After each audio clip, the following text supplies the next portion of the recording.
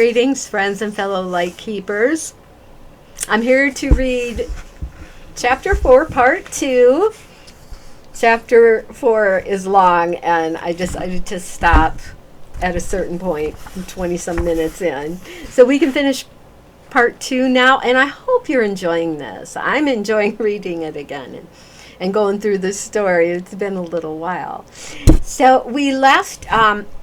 Chapter 4 is entitled Ziklag Forgotten because Andro of Ziklag had left Ziklag to set out. He didn't know where, but he wanted to live outside of Ziklag, feeling that it was too confining for him, you know, like maybe there's much more out there than what he had at Ziklag. And he found a town that he thought would just be perfect. He met people. They were very nice and very friendly. Unlike the warnings he got from Guy and Gunnar that things would be difficult outside of Ziklag. But no, when he got to Slaven, the name of the town, Slaven, you heard right. When he got to Slaven, everybody seemed happy and fine and courteous, and he learned new skills at a jewelry shop, and it just all seemed so wonderful. And at the jewelry shop, he met this wonderful young lady, Anissa, which is the jeweler's daughter. And they kind of made excuses to see each other whenever they could. She finally asks him over to her house for dinner to meet her mother, because her mother would never go to the shop. It was kind of below her. And so Anissa made the excuse to invite him, Andro, over so he could meet her mother.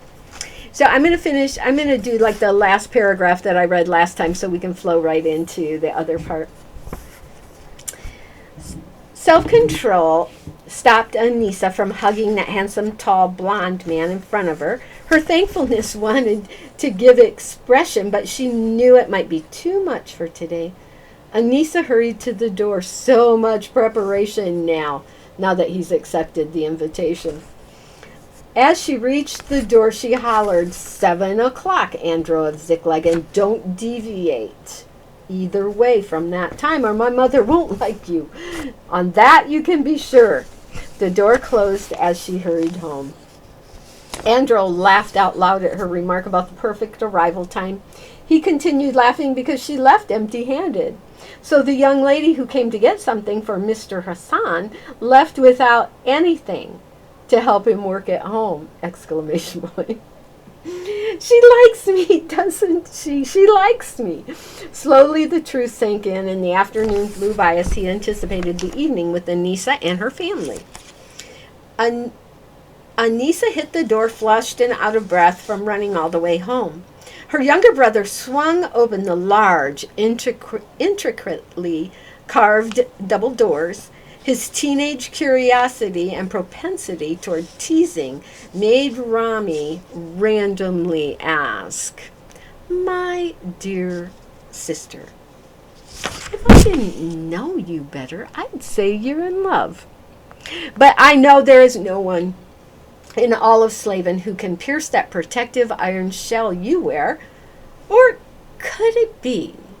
Is the rumor correct? I heard the maids saying they are setting an extra place for a friend of yours." But I thought, no one is nice enough for Anissa. Rami had the fish right where he wanted her, and the hook almost ready to catch her in the mouth. Just one more tug. But could Andro of whatever be nice enough for our princess? And what could that poor boy have to offer Princess Anissa? There, he'd caught the fish. Rage filled her eyes. Mean. That's the only word for him, thought Anissa. How does he know my most vulnerable areas? And this may well be Mom's summation of Andro, too. She cares more about money and social situations than Dad. In fact, they are opposites. Dad worked because he loved the work. Mom's goal, instead, had more to do with the higher rung on the social ladder than the next guy.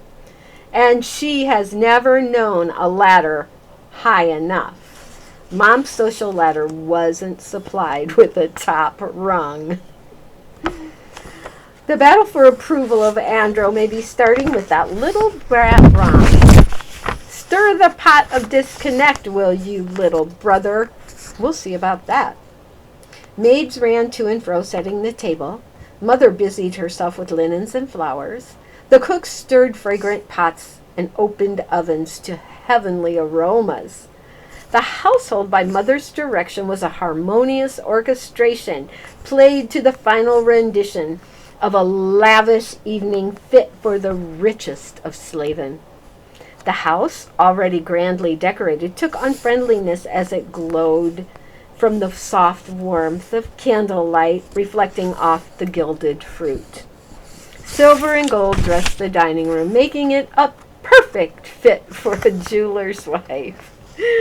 Mrs. Hassan surveyed her stage. She was pleased. The symphony is ready to be played. Yes, Anissa, there you are. I've been wondering where you were. Take this to the foyer. Isn't it lovely? Who else could arrange these simple flowers so exquisitely? Darnell is a wonder.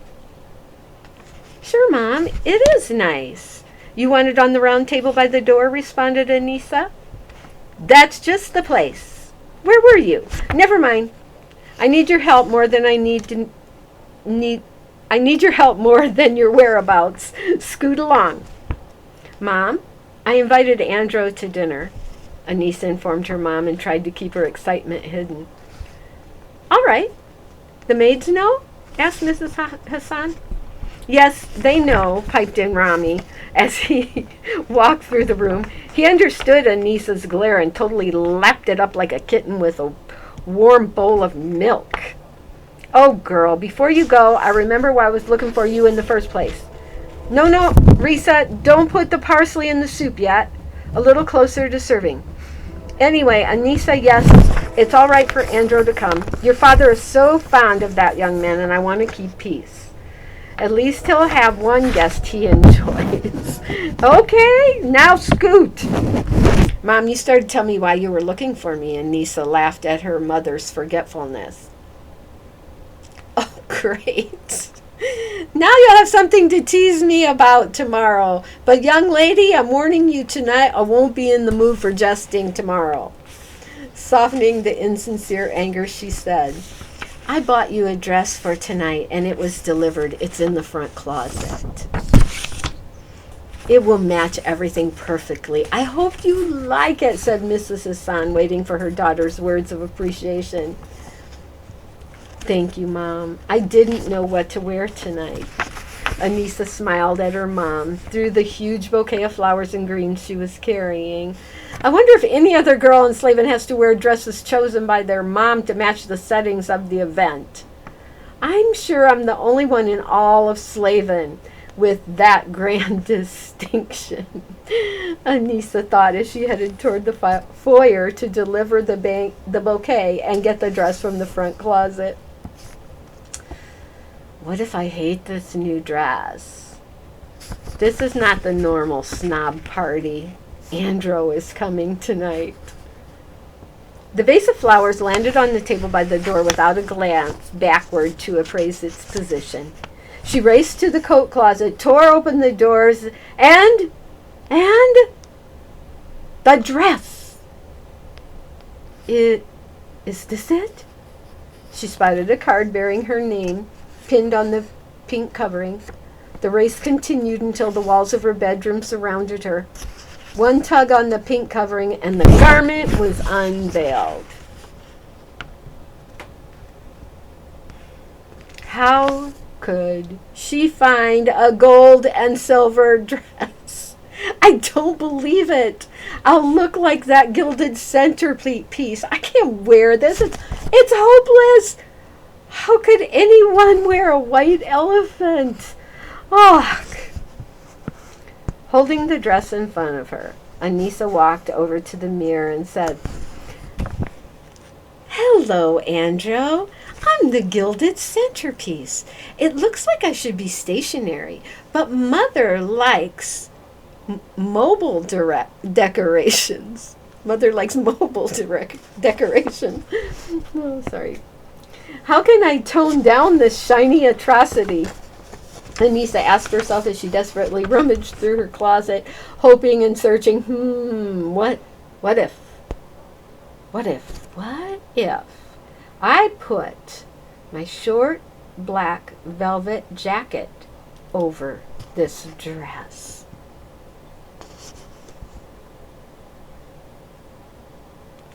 Slipping into the dress, Anissa assessed the reflection. Dreadful, she thought.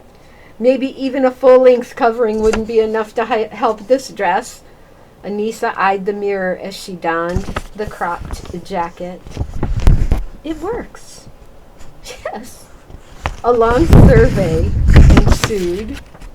Does this tone down the gold and silver enough to walk out of the bedroom in it? I would have never picked this out for myself, but with the jacket, to the left and to the right, Anissa turned to see her reflection. I think I could walk out of my bedroom without crying. I look slightly less like a decoration. Soon enough, Grandfather Time chimed proudly from the top of the stairs, signifying the 7 o'clock hour had arrived in the Hassan household. And to Anissa's great relief, Andro arrived exactly on time. Exactly. Surely that will please Mother. And it did. Anissa couldn't help but notice a twinkle in Father's eyes when Andro introduced himself to Mother in the foyer. He appeared comfortable and cordial, familiar with proper introductions and social courtesies. How do you do, Mrs. Hassan? I am the apprentice, Andro of Ziklag. I've been anxious to meet you. It's a shame you have not visited the shop when I've been there. Mr. Hassan, you never told me of your wife's beauty and charm. Surely this is where Anissa gets her beauty. Both men were happy for each other's company, and Mrs. Hassan stroked the compliments and considered the apprentice handsome and cordial. Dad's apprentice was handsome and charming. Andro had the ability to make people feel comfortable in his presence. He had enough knowledge about an array of things that it was easy for him to converse with everyone. He also knew how to make Mom's friends feel important, and that quality met with everyone's approval. Anissa caught a glimpse of her dad, basking in the glow of Mother's approval, which is a curious event in the Hassan household. After all, Andro's apprenticeship had nothing to do with Mother. Mr. Hassan accepted the credit for hiring his friendly employee. Even cantankerous Rami liked this strange man from Ziklag. Amazing how this one on the bottom rung made every one of Mom's friends like him. How could this be? Rami wondered and sought to learn. Anissa, did you have a nice evening? Her mother asked as Anissa prepared to climb the stairs. Yes, Mom, I did. And thank you for the dress. This jacket kept the chill away. It did work beautifully together, my dear. Good night. I'll be in bed soon, too. Just to take off these shoes, stated Mrs. Hassan as she bent over and removed them from her feet. Better, she stated, as she shrunk a few inches. bliss. Why do we wear these things? She said, shaking the dyed silk high-heeled shoes in the air. Vanity, I guess. Both women understood exactly and didn't try to understand the shoe dilemma, but both enjoyed the flat-footed freedom of the moment. A chuckle, and Anissa waved goodnight as she pulled herself up the handrail and found her soft place to land for the night. The end of chapter 4. I hope you enjoyed it. These characters are really endearing, and they have a lot going on coming up. So I love y'all. God bless you. Remember, it's Ziklag, A Den of Safety by Linda Potter. I hate to say that every time, but then I think if somebody hadn't watched some of the other ones. Okay, so I'm a broken record. But anyway, the book is Ziklag, A Den of Safety by Linda Potter, and it is available on Amazon.com. And you can come along with these readings anytime you want. God bless. I love you all. Bye-bye.